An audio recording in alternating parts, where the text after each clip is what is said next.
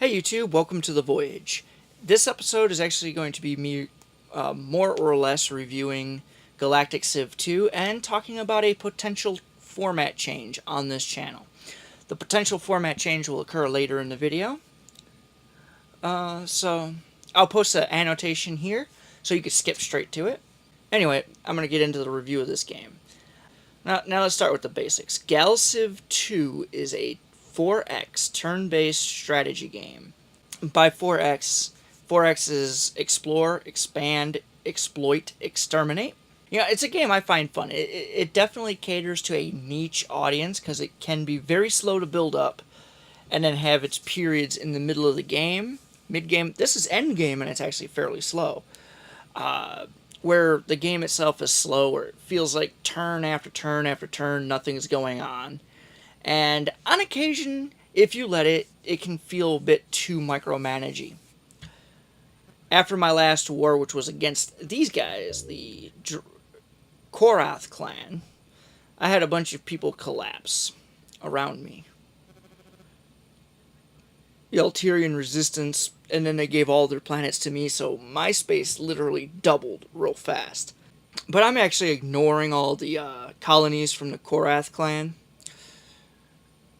and really focusing more on attacking my enemies. One thing I like about this game is they like to joke about how they borrowed, quote-unquote borrowed, if you will, some aspects from Star Trek and some aspects of the game from Star Wars.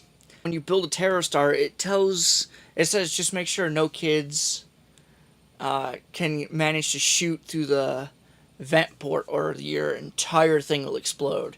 So yeah, they like to make fun of... The Terror Star from Gal Civ 1 actually looked a lot like the Death Star, if I recall correctly. It's been a while since I played the first one. If you've never played a turn-based strategy game before, this is definitely not going to be your first one. I would not recommend this be your first one because there's a lot to it. I mean, it's not the most complicated turn-based 4X strategy game out there, but it's still up there in terms of difficulties. I frankly would recommend like Civ 5 if you want to get into it, because they're fairly similar in terms of gameplay. Another thing I like about this is you can design your own starships. So I could base it on something or create my own. I created these based either on templates, which are over here, or on already existing starships. Like the Scout is based on the Scout from like regular gameplay. It's with just better scouting abilities. The one thing that it kind of shows its datedness to it is, well, the graphics. But I do believe this game came out in 2004, so...